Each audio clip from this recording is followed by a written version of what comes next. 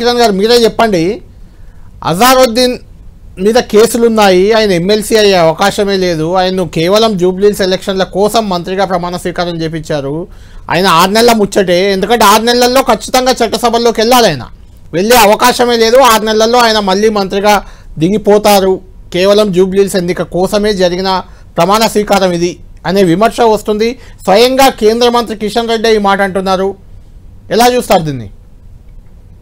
ఇప్పుడు అజారుద్దీన్ ని ఎట్లాగో ఎమ్మెల్సీ ఆమోదం తెలుపరని చెప్పి బీఆర్ఎస్ వాళ్ళు బీజేపీ వాళ్ళు ఇద్దరు మాట్లాడుతున్నారు అన్నట్టు మనకు అర్థం చేసుకోవాలి. ఇప్పుడు ఎందుకంటే ఎవరు ఆయన ఆమోదం అవుతుందా కాదా అనేది నిర్ణయం తీసుకోవాల్సింది గవర్నర్ గారు.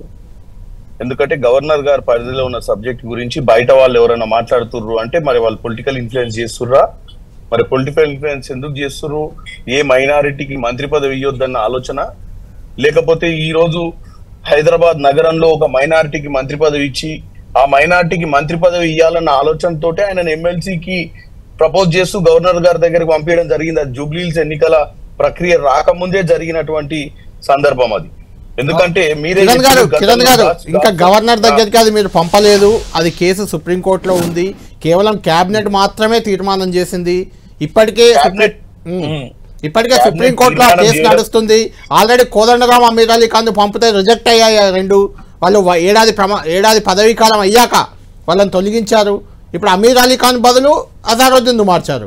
దీనికంటే ముందు కూడా మీకు ఎమ్మెల్సీ అవకాశాలు చాలా వచ్చాయి, అప్పుడు ఎమ్మెల్సీగా ఇచ్చి మంత్రి పదవి ఇచ్చే అవకాశం మీకు ఉండేది కదా అప్పుడే. నేనేమంటున్నా అండి, ఇప్పుడు ఈ మంత్రివర్గంలో ఆమోదం తెలియజేసింది కూడా జూబ్లీహిల్స్ ఎన్నికల ప్రక్రియ రాకముందే ఆమోదం తెలియజేసారు.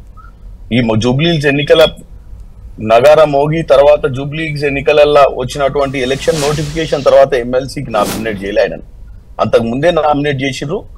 ఇప్పుడు మంత్రి పదవి కూడా ఇస్తుర్రు. అయితే ఈ బీజేపీ వాళ్ళ కాంట్రడిక్షన్ ఏంటంటే నిన్న వాళ్ళు పోయి ఏదైతే కంప్లైంట్ ఇచ్చిరో ఎలక్షన్ కమిషన్ కి ఈ ఎలక్షన్ సమయంలో అటువంటి నామినేషన్ చేయొద్దని చెప్పి, కాకపోతే మధ్యప్రదేశ్ లో గతంలో 2024లో జరిగినటువంటి ఉప ఎన్నికలలో శ్రీకరణ్పూర్ నియోజకవర్గంలో సురేంద్ర పాల్ అనే వ్యక్తికి నామినేషన్ వేసిన తెల్లారే మంత్రి పదవి ఇచ్చారు. ఎవరికి? క్యాండిడేట్ కే. నేను అనేది ఏంటంటే ఇక్కడ క్యాండిడేట్ కి గతంలో ఓడిపోయిన అభ్యర్థికి ఇచ్చిర్రు, మరి అక్కడ క్యాండిడేట్ కే ఇచ్చిర్రు, మరి అక్కడ ఇన్ఫ్లుయెన్స్, అక్కడ ఎలక్షన్ ఇన్ఫ్లుయెన్స్ కాదా చెప్పండి? అంటే వీళ్ళు ద్వంద్వ వైఖరి ఏంటంటే ఎట్టి పరిస్థితిలో మైనారిటీలు కాంగ్రెస్ వైపు చూడొద్దు, మైనారిటీల ముందు కాంగ్రెస్ ని నిర్దోషిగా నిలబెట్టాలని బీజేపీ వాళ్ళు ఆ ఒక బెనిఫిట్ బీఆర్ఎస్ కి రావాలన్న ఆలోచనతోటి బీజేపీ వైఖరి. ఎందుకంటే బీజేపీ ఇప్పుడున్న ఎన్నికలలో పోటీలో లేనేలేదు ఇక్కడ బీజేపీ ఎక్కడ జూబ్లీహిల్స్ లో. కాకపోతే వాళ్ళది ఏంటంటే వాళ్ళ రుణం తీర్చుకోవాలని. ఎవరు రుణము? బీఆర్ఎస్ పార్టీ రుణం. ఎందుకంటే బీఆర్ఎస్ పార్టీ వీళ్ళందరికీ మద్దతు ఇచ్చి వాళ్ళు వీక్ క్యాండిడేట్లను పెట్టి వాళ్ళ అవయదానం చేసి వాళ్ళు 8 సీట్లు బీజేపీకి వచ్చేటట్టుగా కాంగ్రెస్ ఎట్టి పరిస్థితుల్లో సెంట్రల్ అధికారం రాకుండా చేయాలి అన్న ఒక కుట్ర బీఆర్ఎస్ పన్నింది. అయితే ఆ బీఆర్ఎస్ పన్నిన కుట్రలో వాళ్ళు బీజేపీకి మద్దతు ఇచ్చారు. ఈ రోజు రాష్ట్రంలో కూడా కాంగ్రెస్ పార్టీని ఎట్లా ఎండగట్టాలి, ఈ ఎన్నికలలో ఎట్టి పరిస్థితుల్లో కాంగ్రెస్ పార్టీని దెబ్బతీయాలి. ఎందుకంటే బీఆర్ఎస్ ఆల్రెడీ మీరు చూసినట్టయితే పార్లమెంట్ ఎన్నికలలో గుండుసుండా వచ్చింది, తర్వాత కంటోన్మెంట్ ఎన్నికలలో డిపాజిట్ కాదు కదా 3rd ప్లేస్ లో వచ్చినట్టుంది. డిపాజిట్ కోల్పోయిందని నేను అనను, ఎందుకంటే నాకు తెలియదు ఫ్యాక్ట్స్, కానీ 3rd ప్లేస్ వచ్చింది. అంటే ఆల్రెడీ ప్రజలు ఓటు వేయని పరిస్థితిలో ఉన్నారు బీఆర్ఎస్ పార్టీకి. ఎట్టి పరిస్థితుల్లో బీజేపీ కూడా ఏదో సహాయ సహకారాలు అందించాలన్న ఉద్దేశంతో ఈ రోజు మైనారిటీ ఓట్లను ఎట్టి పరిస్థితుల్లో కాంగ్రెస్ వైపు మొగ్గు చూపొద్దన్న విషయం క్లియర్ గా కనపడుతుంది ఈ రోజు వాళ్ళ ఆలోచన విధానం, ఎవరిది ఈ రోజు ఈ 2 పార్టీల వైఖరి చూస్తుంటే. కాబట్టి నేను ఒకటే చెప్తున్నా, బీజేపీ బీఆర్ఎస్ మధ్యన అండర్స్టాండింగ్ ఉన్న విషయాన్ని కల్వకుంట్ల కవిత గారు ఎన్నో వేదికల మీద ఆల్రెడీ మాట్లాడటం జరిగింది. సో క్లియర్ కట్ గా ఈ రోజు రాష్ట్ర ప్రజలు కానీ జూబ్లీహిల్స్ లో ఉన్నటువంటి ప్రజలు కానీ ఆలోచించాల్సిన అవసరం ఉంది. ఈ రోజు ఎట్టి పరిస్థితుల్లో కాంగ్రెస్ పార్టీని అధికారంలోకి రానియొద్దని చిల్లర మొల్లర సోషల్ మీడియా ద్వారా తప్పుడు పబ్లిసిటీ ఇచ్చుకుంటా క్యాండిడేట్ ని కూడా ఒక విలన్ గా పోర్ట్రే చేసి క్యాండిడేట్ మీద కూడా ఎన్నో సోషల్ మీడియా పోస్టులు పెట్టి వాళ్ళు ఏదో ఎన్నికను డ్యామేజ్ చేద్దామని చూస్తారు. కానీ ఎన్నికలు అనే ప్రక్రియలో ఇదే పాలసీ కంటోన్మెంట్ లో కూడా చేసిరు వాళ్ళు, కానీ కంటోన్మెంట్ లో వర్కౌట్ కాలేదు. ఇక్కడ కూడా సెంటిమెంట్ కాదు డెవలప్మెంట్ అంటే 10 ఏళ్ళ అంటే చామల కిరణ్ గారు అంటే కరెక్ట్ గా ఎన్నికలు ఇంకొక 11వ తేదీ ఎన్నికలు అంటే 12 రోజులు ఉంది అంతే. ఈ 12 రోజుల ఎన్నికల ముందు మైనార్టీ ఓట్లు 1,30,000 చాలా ఎక్కువగా ఉన్న నియోజకవర్గం అది. అక్కడ మైనార్టీలను ఆకర్షించేందుకు అజారుద్దీన్ పెట్టారని ఒక చర్చ. గత ఎన్నికల్లోనే ఆయనకు మైనార్టీలు ఓట్లేలే, ఆయనకు పదవిస్తే ఏమవుద్ది అనేది ఒక విమర్శ. తర్వాత నిన్న పోయి అక్కడెక్కడో సల్మాన్ ఖాన్ కూడా కలిసి వచ్చారు రేవంత్ రెడ్డి గారు. అంటే సల్మాన్ ఖాన్ అభిమానులు కూడా మద్దతు ఇవ్వాలనా, మైనార్టీ ఓట్లే మీకు కీలకంగా మారాయా అంటే ఏం చెప్తారు? వీళ్ళు ఏంటంటే సోషల్ మీడియాలో నిన్న సుశీల్ కుమార్ షిండే గారి మనవరాలి పెళ్లికి అటెండ్ అయ్యిండు రేవంత్ రెడ్డి గారు నిన్న సాయంత్రం. సో ఈ తెలివికల్లా కొంతమంది సోషల్ మీడియా యాక్టివిస్టులు ఈ బీఆర్ఎస్ పార్టీలో ఏదైతే ఉన్నారో వాళ్ళు ఆ సందర్భాన్ని చెప్పకుండా, ఆ సందర్భంలో అక్కడ ఉన్నటువంటి సల్మాన్ ఖాన్ అనే వ్యక్తి ముంబైలో ఉంటాడు, సుశీల్ కుమార్ షిండే అంటే ఎక్స్ చీఫ్ మినిస్టర్, డెఫినెట్ గా వాళ్ళకున్న సంబంధాలతోటి అక్కడ చాలా మంది యాక్టర్స్ వచ్చి ఉంటారు. ఆ యాక్టర్స్ ఆ నిమిషంలో అక్కడ కలిసి అక్కడ ఫోటో దిగిన దాన్ని తీసుకొచ్చి రాజకీయం చేసే ప్రయత్నం చేస్తారు. సల్మాన్ ఖాన్ ని కలవడానికి ఓట్లకు సంబంధం లేదు. ఒక పెళ్లికి పోయినప్పుడు మీకు ఒక 4 లైన్లు వినిపిస్తాను. I will take the message of Telangana rising across the world, promised star Salman Khan when he met honourable chief minister Revanth Reddy garu in Mumbai and Tuesday late evening అని చెప్పారు. అంటే తెలంగాణ రైజింగ్ కి సహకరిస్తానని సల్మాన్ ఖాన్ చెప్పినట్లు అఫీషియల్ గా రైజింగ్ కి జూబ్లీహిల్స్ ఎలక్షన్స్ నేను అనేది అఫీషియల్ గా సీఎం ఇచ్చిన మెసేజ్ ఇది. నేను 2047 తెలంగాణ రైజింగ్ గురించి ఆయన ఏమన్నా స్టేట్మెంట్ ఆయన ఆ మాటలో లేదని చెప్పిండొచ్చు. ఆ పచ్చా కర్రే ఆ 2047 తెలంగాణ రైజింగ్ కా అచ్చా హై అప్కా కామ్ అని మనం అనొచ్చు. దాన్ని వీళ్ళు ఏమైనా చెప్పొచ్చు. కానీ దానికి జూబ్లీహిల్స్ ఎన్నికలకు ఆయన ఏమన్నా జూబ్లీహిల్స్ ఎన్నికలలో నవీన్ యాదవ్ గెలిపియమని ఏమన్నా మాట్లాడిండా, లేకపోతే ఆయన స్టేట్మెంట్ రిలీజ్ చేసిండా, ఓ షార్ట్ వీడియో రిలీజ్ చేసిండా? వీళ్ళు ఇక్కడ ఏదో సల్మాన్ ఖాన్ చూపిస్తారు, ఆయన వచ్చి స్టేజ్ ల మీదనే జబ్బలు ధరుస్తుండు కదా. గతంలో వీళ్ళ అధికారంలో ఉన్నప్పుడు ఎవరైతే వ్యతిరేకించినటువంటి అక్కడ మైనారిటీ వ్యక్తి ఈ రోజు ఆయన ఓపెన్ గా క్రిటిసైజ్ చేస్తున్నారు. సో దీన్ని తీసుకొచ్చి ఇక్కడ ప్రజల్ని తప్పుదో పట్టించే ప్రయత్నం చేస్తున్నారు. రైట్ రాకేష్ రెడ్డి గారు, చామల కిరణ్ గారు మనకు ఫోన్ లైన్ లో ఉన్నారు అందుబాటులో. చామల కిరణ్ గారు, ఇంకొక 2 అప్డేట్లు మీకు. సివిల్ సప్లై కార్పొరేషన్ చైర్మన్ గా ప్రేమ్ సాగర్ రావు, ప్రభుత్వ సలహాదారుగా సుదర్శన్ రెడ్డిని కూడా నియమించారు. ఏ సుదర్శన్ రెడ్డి సార్? మాజీ మంత్రి సుదర్శన్ రెడ్డి. అంటే మంత్రివర్గం ఇక్కడ అయింది, ఎవరైతే ఎక్స్పెక్ట్ చేశారో వాళ్ళు ఇద్దరికి ఇచ్చారు. మరి మిమ్మల్ని ఎంపీగా గెలిపించిన భువనగిరి ఎంపీగా మిమ్మల్ని గెలిపించిన మునుగోడు ఎమ్మెల్యే రాజగోపాల్ రెడ్డి పరిస్థితి ఏంటి? నేను ఒక పార్లమెంట్ సభ్యుని మాత్రమే. డెఫినెట్ గా రాజగోపాల్ రెడ్డి గారు కాంగ్రెస్ పార్టీలో చాలా క్రియాశీలకంగా, నా పార్లమెంట్ ఎన్నికలలో కూడా క్రియాశీలకంగా ఒక ఇన్ఛార్జ్ గా వ్యవహరించి నా ఎన్నికలను సజావుగా జరపడమే కాకుండా నాకు అన్ని రకాలుగా సాయం అందించారు. కాకపోతే మంత్రి పదవి అనేది ఏంటంటే ఈ రోజు మీరే చెప్తున్నారు, ఒక మైనారిటీకి ఇవ్వాల్సిన అవసరం ఉండే, ఒక బీసీకి ఇవ్వాల్సిన అవసరం ఉండే, ఒక్క మాదిగకి ఇవ్వాల్సిన అవసరం ఉండే అనే ఈక్వేషన్ లో ఏమైందంటే రాజగోపాల్ రెడ్డి గారి సబ్జెక్ట్ ని అధిష్టానం డిస్కస్ చేస్తుంది. అది ఎప్పుడు వాళ్ళు ఏం నిర్ణయం తీసుకుంటారు అనేది ఒక ఎంపీగా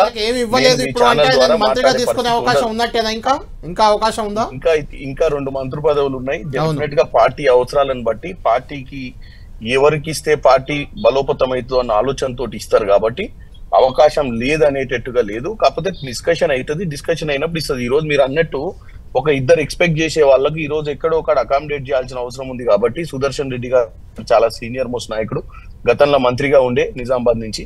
కాబట్టి వారికి ఇవ్వాల్సిన అవసరం ఉంది. కాబట్టి వారికి ఈ రోజు ప్రభుత్వ సలహాదారుడిగా ఇచ్చి కేబినెట్ హోదా కల్పించారు. అలాగే ప్రేమ్ సాగర్ రావు గారికి కూడా ఇచ్చేది ఉండే కాదు, వారికి కూడా ఇచ్చారు సివిల్ సప్లైస్. నేనేమంటున్నా అంటే కాంగ్రెస్ పార్టీలో ఉన్నటువంటి పదవులు కాంగ్రెస్ పార్టీ ఆలోచన మేరకు చేస్తారు. కాకపోతే ప్రతి నియామకాన్ని మనం రాజకీయంగా చేసి దానికి ఏదో ముడిపెట్టి, ఇప్పుడు రాకేష్ గారు చెప్పే విధానం చూస్తే ఒక నిమిషం ఏమో ముస్లిం అంతా నా సోదరులు అంటాడు, ఇంకో నిమిషంలోనేమో ముస్లింలు ఒక్కటైతే హిందువులంతా మా సైడ్ ఉండాలి, ముస్లింలు దారాసలు ఏదో చెప్తాడు, ఏదో విషయం చెప్పి అక్కడి నుంచి రాజ్యాంగం అక్కడి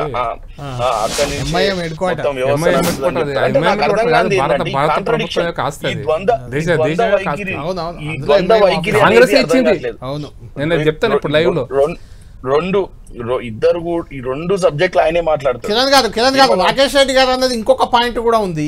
ఇప్పుడు ఇంత అర్జెంట్ గా ఆయన ఎందుకు ఎమ్మెల్సీ కాకుండానే మంత్రిని చేస్తున్నారు? 11వ డేట్ తర్వాత ఆయన ముఖ్యమంత్రినే చేసుకోమంటున్నారు.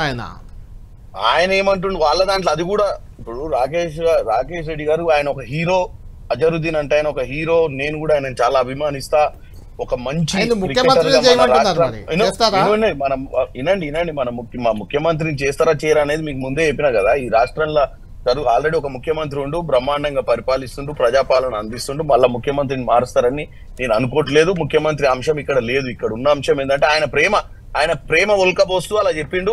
కాకపోతే ఆ కిషన్ రెడ్డి గారేమో అసలు ఈయన మీద అసలు కేసులు అంటే ఏంటని 2000 సంవత్సరంలో మాధవన్ అనే ఒక జాయింట్ కమిషనరు అప్పుడు BCCI తరపు నుంచి ఒక ఇన్వెస్టిగేషన్ స్టార్ట్ చేసిన తర్వాత 2012 క్లీన్ చిట్ ఇచ్చిర్రు. అవును, క్లీన్ చిట్ ఇచ్చినాక ఆయన మీద మనము ఒక సెంట్రల్ మినిస్టర్ హోదాలో ఉండి క్లీన్ చిట్ ఇచ్చిన వ్యక్తి మీద మీరు అలాంటి అభాండాలు వేస్తే మరి కోర్టులకు ఏం మర్యాద ఇస్తున్నట్టు మీరు? ఇప్పుడు కోర్టు క్లీన్ చిట్ ఇచ్చింది.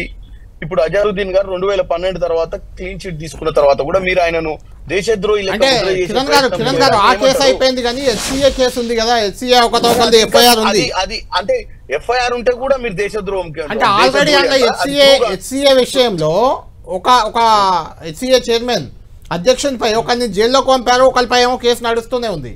దీన్ని ఎలా చూడాలి? నేను ఒకటే చెప్తానండి, జైల్లోకి పంపించిన అధ్యక్షుని గురించి ఈయన గురించి కాదు. నేను అనేది ఏంటంటే ఏదైనా కేసు ప్రూవ్ కావాలి కదా. జైలుకు పోయి వచ్చిన వాళ్ళు అందరూ అయితే మరి ఆ విషయానికి వస్తే అమిత్ షా కూడా దేశద్రోహే.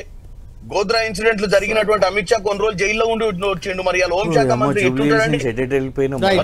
గోద్రా ఇన్సిడెంట్ లా గోద్రా ఇన్సిడెంట్ లా కాదు సార్, పోయిందేనా గోద్రా ఇన్సిడెంట్ లా కాదు సార్. ఒక ఎన్కౌంటర్ కి సంబంధించిన కేసులో సిబిఐ చేసినటువంటి కేసు. మీరు పొలిటికల్ కేసును గోద్రా ఇన్సిడెంట్ ఎందుకంటారు సార్? సౌరబుద్దీన్ కేసు అది మీరే ఒప్పుకుంటారు కదా. మీ అమిత్ షా 2 నెలలు జైలుకి పోయి సరే, దేశద్రోహం కేసు కాదు సార్. ఇప్పుడు ఈ దేశం యొక్క క్రికెట్ మ్యాచ్ తాకట్టు పెట్టినాను కదా, ఇష్యూస్ క్రికెట్ మ్యాచ్ తాకట్టు పెట్టింది కదా, అది అనేది 2 పాయింట్స్ సార్. సార్ మీరు క్లీన్ చిట్ సంగతి ఒకటి సార్. ఇప్పుడు శ్రవణ్ గారికి ఎందుకు ఎమ్మెల్సీ ఇయ్యలేదు? రాజకీయ నాయకుడు అనే కారణం కూడా రాజకీయ నాయకుడు మరి అయిపోయా అంటే ఎందుకు మీరు ఆలోచించండి. ఇప్పుడు ఈయన దేశభక్తుడు అయిపోయింది, మిగతా దేశద్రోహి శ్రవణ్ దేశద్రోహి అయిపోయింది. అది పక్కన పెట్టినా ఆయన ఎమ్మెల్సీ అయ్యే అవకాశమే లేదు అనేది కదా ఇక్కడ చర్చ. అవుతాడా ఎమ్మెల్సీ? అవుతాడా? వాళ్ళెవరండి ఇప్పుడు? వీళ్ళెవరు? జడ్జిమెంట్ గవర్నర్ ఏ కారణంగా పక్కన పెట్టారో అదే కారణం. గవర్నర్ కు గైడ్ లైన్స్ ఉంటాయి సార్. గవర్నర్ పక్కన మీరు అన్నారు సుప్రీం కోర్టు జడ్జిమెంట్ ఇచ్చిందని చెప్పారు కదా, మరి అదే సుప్రీం కోర్టు. కోర్టును గౌరవించండి, మీరు కోర్టును గౌరవించండి. ఇప్పుడు 2 నెలల క్రితం అప్రూవ్ చేసింది ఎవరు? గవర్నరే కదా. అప్రూవ్ చేయలే కదా, ఎక్కడ చేసింది అప్రూవల్? అరే కోదండరామ్ గురించి అన్నాను. 1 ఇయర్ బ్యాక్ చేసింది, సుప్రీం కోర్టు కొట్టేసింది. సుప్రీం కోర్టు కొట్టేసింది, పోయారు కాబట్టి కొట్టేసింది. నెక్స్ట్ మీరు కూడా సుప్రీం కోర్టు పోతారు కదా మళ్ళీ ఒకవేళ ఇచ్చిన. ఒక నిమిషం నేను చెప్పేటప్పుడు మీరు మాట్లాడకండి. నేను అనేది ఏంటంటే వీళ్ళే వచ్చి ఇప్పుడు ఆయనకు మంత్రి పదవి ఇచ్చుడు వీళ్ళకు నచ్చలేదా? ఇయ్యక ముందే ఇక చెల్లదు, ఇక రాదు, ఇక మేమేం చేస్తామో మాకు తెలుసు అంటే మేము మంత్రి పదవి ఇవ్వడం కాదు, మీరు ఇప్పుడు మంత్రి పదవి ఇవ్వడం వల్ల ఈ ఎన్నికలను ప్రభావితం చేస్తున్నారు. ఆయన ఉంటాడో ఉండడో మాకు తెలియదు, అయితోడో కాడో తెలియదు. 6 నెలలు కాకపోతే మళ్ళీ మంత్రి పదవి వీకేస్తారు కదా. అందుకోసం ఈ ఎన్నికల కోసం ఇచ్చి మీతో దేనికోసం ఇవ్వలేదు అంటున్నాం మేము. ఈ ఎన్నికల కోసం ఇవ్వడం అనేది రాజకీయ దురుద్దేశం అంటున్నాం. అది చాలా ఇచ్చినాము. మాకు ఆలోచన ఉంటది. ఆయన మంత్రి పదవిలో ఆయనకి ఇప్పుడున్న ఎమ్మెల్సీ ఎట్లొస్తుందో, ఆయన ఎట్లా మంత్రి పదవి కంటిన్యూ అవుతాడో 6 నెలల్లో ఆయన ప్రూవ్ చేసుకోవాల్సింది. అసెంబ్లీలనా కౌన్సిల్లనా అని ఎవరు ఎట్లా అకామిడేట్ చేస్తారు అనేది అధిష్టానం చూసుకుంటది. ఈ రోజు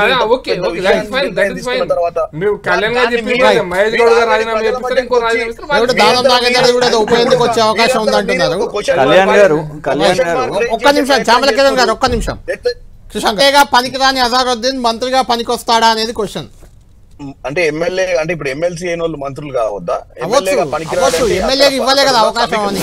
ఎమ్మెల్యేగా ఆయన ఓడిపోయారు కానీ ఎమ్మెల్సీకి మంత్రి పదవి ఇచ్చింది. కాంగ్రెస్ పార్టీ అవసరాన్ని బట్టి అక్కడ ఒక బీసీ ఇవ్వాలనుకుంది కాబట్టి ఒక బీసీ. అది కరెక్ట్ చెప్పారు. అవసరానికి బట్టి ఎవరినైనా మోసం చేస్తాం, అవసరానికి బట్టి ఎవరికైనా లాలీపాప్ చూపెడతామని అన్నట్టు కాంగ్రెస్ పార్టీ ఒప్పుకున్నారు. మీరు కాంగ్రెస్ పార్టీ మీరు సెంటిమెంట్ ద్వారా ఓట్లు తెచ్చుకోవడం కాదు, డెవలప్మెంట్ ద్వారా ఎట్లు తెచ్చుకోవాలి. మీరు కూడా మొన్న కంటోన్మెంట్ లో ఏమైందో అదే జరగబోతుంది మీకు ఇప్పుడు ఇక్కడ కూడా. అదే కంటోన్మెంట్ చెప్తున్నారు. కంటోన్మెంట్ లో గిట్టనే అబద్ధాలు చెప్పారు. 6000 ఇంద్రమ్మ ఇల్లు అన్నారు, ఒక్కటి రాలేదు. 1000 కోట్లు కేంద్రం నుంచి తీసుకొని వస్తామన్నారు, ఇయ్యలేదు. నేనేమంటున్నా, కంటోన్మెంట్ మోసం చేసినట్టు ఇట్లా కాదు కదా. కాంగ్రెస్ పార్టీ తీసుకునేటువంటి కంటోన్మెంట్ మోసం చేసినట్టు కాదు. బిగ్ బాస్ షూటింగ్ సెట్ కి పోయి ఇక్కడ మోసం చేసినట్టు కాదు. అది ఫోటో చూసిరా? ఇంతకు కళ్యాణ్ గారు మీకు పంపించిన ఫోటో చూసిరా? ఎంపీ గారు ఎవరికి మంత్రి పదవి ఇచ్చింది అనేది Congress party internal issue. Salman Khan గారి ఫోటో గురించి చూసి మాట్లాడదామన్నారు కదా, చూసిరా? మరి ఇంతకు మీ 10 ఏళ్ల పాలనలో రాష్ట్రాన్ని ఎట్లా దోసుకుర్రో రాష్ట్రాన్ని మిగులు రాష్ట్రం నుంచి అప్పుల రాష్ట్రం ఎట్లా చేసిర్రో మీరు జూబ్లీ హిల్స్ ఎన్నికలలో అంశాలు మీరు చెప్పండి. ఎందుకంటే ఆల్రెడీ మనల్ని మొన్ననే మూడో పొజిషన్ కి నెట్టి అంతకుముందు గుండు సున్నా ఇచ్చి పార్లమెంట్ ఎన్నికల్లో పంపించారు. మునుగోడులో 3వ ప్లేస్ లో పడ్డారు మీరు. హుజరాబాద్ లో డిపాజిట్ రాలేదు, జిహెచ్ఎంసీ ఒకటే వచ్చింది. 11వ తారీఖు సోషల్ మీడియా పోస్టులు, ఈ పనికిరాని పంచాయతీలు, పనికిరాని సందర్భాలను క్రియేట్ చేసి బిట్వీన్ ద లైన్స్ కట్ చేసి ఏమంటారు ఒక ఎక్స్పర్టైజ్డ్ మెకానిజం తోటి మేము ఏదో గొప్ప పని చేస్తున్నాం అనుకుంటారు. వీటికి ఓట్లకి ఏం సంబంధం ఉండదు.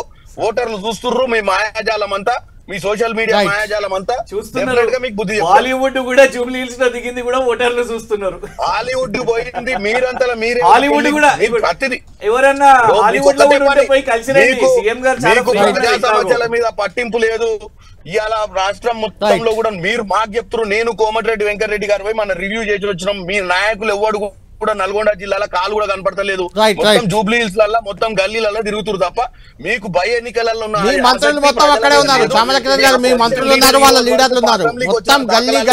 మీ అపోజిషన్ లీడర్ ని ఆడ ఫామ్ హౌస్ కాడ వదిలిపెట్టి వస్తే 2023 నుంచి అప్పటి నుంచి బయటకు వచ్చిన దాఖలా. సోనియా గాంధీ గారు